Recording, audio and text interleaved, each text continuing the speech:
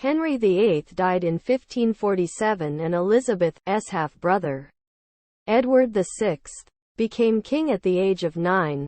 Catherine Parr, Henry's widow, soon married Thomas Seymour, 1st Baron Seymour of Sudeley, Edward VI's uncle and the brother of Lord Protector Edward Seymour, 1st Duke of Somerset.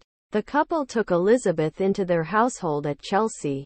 There Elizabeth experienced an emotional crisis that some historians believe affected her for the rest of her life. Thomas Seymour engaged in romps and horseplay with the 14-year-old Elizabeth, including entering her bedroom in his nightgown, tickling her, and slapping her on the buttocks.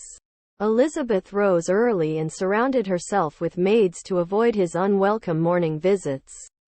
Parr, rather than confront her husband over his inappropriate activities, joined in. Twice she accompanied him in tickling Elizabeth, and once held her while he cut her black gown into 1,000 pieces. However, after Parr discovered the pair in an embrace, she ended this state of affairs. In May 1548, Elizabeth was sent away. Thomas Seymour nevertheless continued scheming to control the royal family and tried to have himself appointed the governor of the king's person. When Parr died after childbirth on 5 September 1548, he renewed his attentions towards Elizabeth, intent on marrying her. Her governess Cat Ashley, who was fond of Seymour, sought to convince Elizabeth to take him as her husband.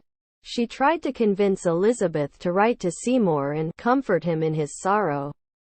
But Elizabeth claimed that Thomas was not so saddened by her stepmother's death as to need comfort.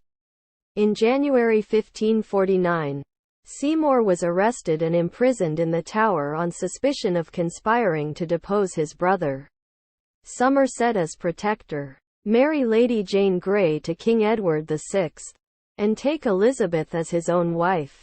Elizabeth, living at Hatfield House, would admit nothing. Her stubbornness exasperated her interrogator, Sir Robert Tyrwhitt, who reported, "I do see it in her face that she is guilty." Seymour was beheaded on 20 March 1549.